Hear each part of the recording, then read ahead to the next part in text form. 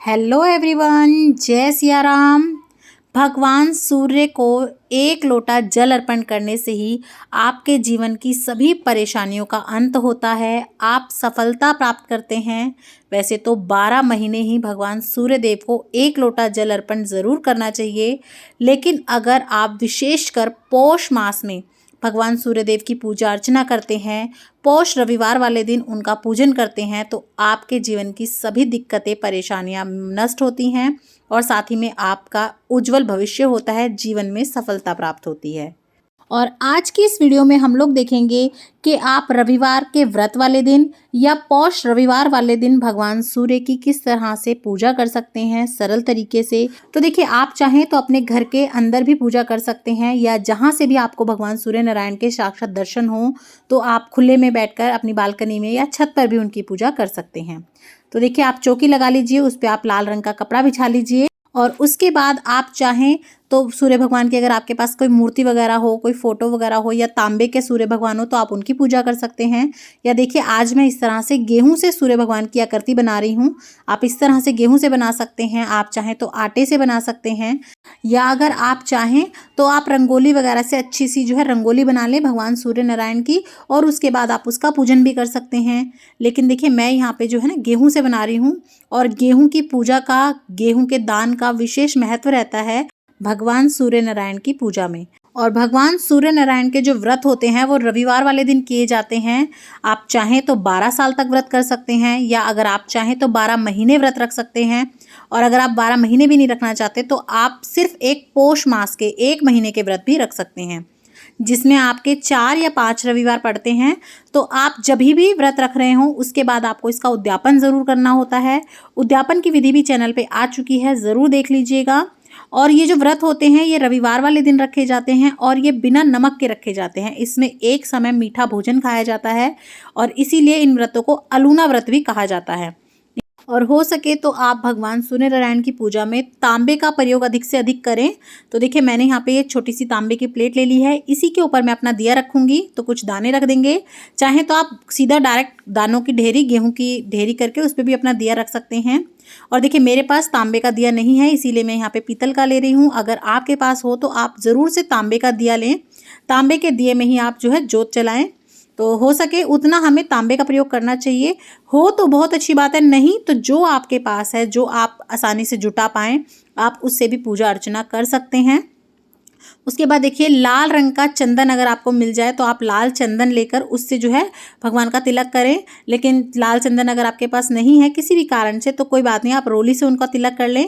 तो इस तरीके से हम सर्वप्रथम उनको तिलक कर लेंगे, और आप जो है ना सामने जो साक्षात आपके सूर्य नारायण भगवान हो उनको भी हल्का सा छींटा दे दे तिलक का। उसके बाद जो है आप भगवान को इस तरह से तिलक कर लें, जोत को तिलक कर लें। साथ ही में हम अक्षत चढ़ा देंगे, तो थोड़े से हम अपनी जोत के आगे भी इस तरह से अक्षत चढ़ा देंगे। तो इस तरीके से आप रोली से या फिर लाल चंदन से तिलक कर लें, अक्षत चढ़ा दें। उसके बाद अगर आपको लाल रंग के फूल मिल जाए, और स्पेशली गुड़हल का, तो आप ज़रूर से अर्पित करें। नहीं तो आपको जो भी आसानी से लाल रंग का फूल मिले, या अगर कोई भी रंग का फूल मिले, तो आप उससे अपनी पूजा अर्चना कर सकते हैं। लेकिन लाल गुड़हल का अगर फूल मिल जाता है आपको, तो वो चढ़ाते हैं तो बहुत ही ज़्यादा अच्छा रहता है, प्रिय है उनको। तो यहाँ पे मैंने जो है गुलाब के फूल चढ़ाए हैं, क्योंकि मुझे भी आज जो है गुड़हल के फूल नहीं मिले थे, तो मैंने यहाँ पे फूल चढ़ा दिए हैं। उसके बाद आप भोग लगा लें। तो देखिए, मैं यहाँ गुड़ से भोग लगा रही हूँ, गुड़ भी अति प्रिय होता है उनको। और आप चाहे तो कोई मिठाई ले सकते हैं, आटे से बना हलवा ले सकते हैं, या आप भी इस तरह से गुड़ वगैरह ले लें, गुड़ से बनी मिठाई ले लें।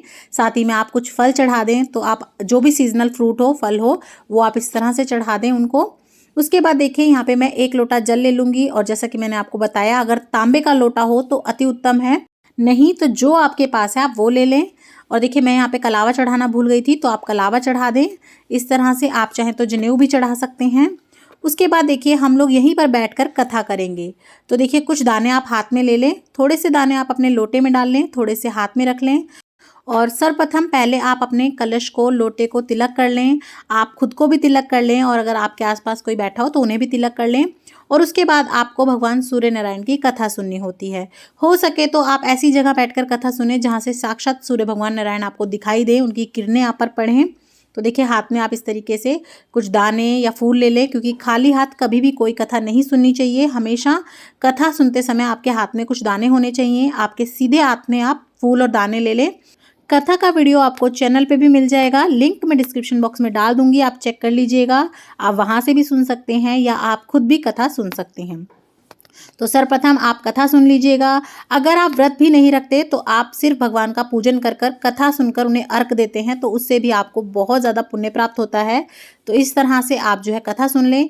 उसके बाद जल देते समय आप पहले लोटे में कुछ रोली, चावल और भोग के लिए आप चाहें तो कुछ मीठा डाल सकते हैं या फिर गुड़ डाल लें, थोड़े से दाने डाल लें इस तरीके से। और उसके बाद आप लाल रंग का अगर आपको फूल मिल जाए तो आप फूल ज़रूर से डाल लें, और गुड़हल का जैसा कि मैंने बताया अगर मिल जाए तो बहुत ही अच्छा रहता है। तो इस तरह से आप अपना जल तैयार कर लें। और देखिए सबसे पहले हम यहाँ पे दक्षिणा चढ़ा देंगे। तो आप कोई भी पूजा करते हैं तो कुछ दक्षिणा ज़रूर चढ़ाएं, क्योंकि ऐसा कहा जाता है कि अगर कोई कमी रह गई हो तो दक्षिणा उसे पूर्ण कर देती है। उसके बाद सर्वप्रथम हम आरती कर लेंगे। तो आप इस तरीके से आरती कर ले, और जो साक्षात हमें भगवान सूर्यदेव दिखाई दे रहे हैं तो आप इस तरीके से उनकी भी आरती कर लें, उन्हें भी धूप दीप दिखा दें। उसके बाद आप हाथ जोड़ लें, क्षमा याचना कर लें कि अगर हमसे कोई भी भूल हुई हो आपकी पूजा में तो भगवान अपना बच्चा समझ के हमें माफ़ करना, सद्बुद्धि देना। इस तरीके से आप क्षमा याचना कर लें, चुचकार लें, इस तरीके से जो है प्रणाम कर लें। उसके बाद आप वो जो लोटा हमने जल का तैयार किया है उससे भगवान सूर्य को अर्घ देंगे। तो जहाँ से भी आपको साक्षात भगवान सूर्य नारायण के दर्शन होते हों उस तरफ मुख कर कर आपको अर्घ देना है। या कई बार सूर्य भगवान नहीं दिखते तो जहाँ से रोज दिखते हैं आप उस तरफ से इस तरीके से अर्घ दे दें, क्योंकि कई बार मौसम की वजह से या बादलों की वजह से वो नहीं दिखते हैं लेकिन वो होते तो हैं ही। तो देखिए जब भी आप अर्घ दें तो हमेशा 3 बार में अर्घ दिया जाता है। थोड़ा सा अर्घ देते हैं, फिर एक परिक्रमा करते हैं, फिर अर्घ देते हैं, फिर परिक्रमा करते हैं। इस तरह से जो है उन्हें 3 बार परिक्रमा करके अर्घ दिया जाता है। और जब भी आप भगवान सूर्य नारायण को अर्घ दें तो हाथ हो सके उतने आप ऊंचे उठाकर उन्हें अर्घ दें, और जो आपके अर्घ की धार बह रही है उसमें से आप जो है उनके प्रतिबिंब के दर्शन करें। और हो सके तो भगवान सूर्य नारायण का जाप करते हुए उनको अर्घ दें, ओम सूर्य देवाय नमः कह दें। और इस तरीके से देखिए लास्ट में थोड़ी सी जो जल की बूंदें होती हैं वो आप अपने ऊपर जरूर से छिड़काव करें, उन्हें नमस्कार करें। और जब आप अर्घ देते हैं तो ऐसी जगह दें जहां ना तो आपका पैर पड़े और उस अर्घ को कोई उलाके नहीं, या आप चाहें तो नीचे कोई बर्तन या गमला रख सकते हैं जिससे कि जो है वो पानी पैरों में ना आए। और पूजा के बाद जो आपका प्रसाद वगैरह होता है वो आप बांट सकते हैं, खुद ग्रहण कर सकते हैं। ये जो गेहूं वगैरह है वो आप दान कर दें, फल वगैरह भी प्रसाद रूप में बांट सकते हैं आप। और हो सके तो 1 लोटा जल तो हमें रोज सूर्य भगवान को अर्पण करना ही चाहिए, अगर आप व्रत वगैरह नहीं करते हैं तब भी। क्योंकि देखिए एक सूर्य भगवान ही ऐसे हैं जिनको हमें साक्षात दर्शन करने को मिलते हैं। तो अगर आप भी अपने जीवन में तरक्की करना चाहते हैं, अपने संकटों से छुटकारा चाहते हैं, तो आप भी 1 लोटा जल सूर्य भगवान को अर्पण करने का नियम ज़रूर से लें। और ये सरल तरीका आपको कैसा लगा मुझे कमेंट करके ज़रूर बताइएगा। ज़्यादा से ज़्यादा शेयर कीजिएगा ताकि किसी के काम आ सके। और भी इसी तरह की वीडियोस संक्रांत से रिलेटेड सभी वीडियोस चैनल पर आ चुकी हैं, उन्हें भी ज़रूर देखिएगा। और अगर वीडियोस पसंद आती हैं, चैनल अच्छा लगता है तो लाइक शेयर सब्सक्राइब ज़रूर करें, और कमेंट बॉक्स में जय सिया राम ज़रूर लिखें। जय सिया राम।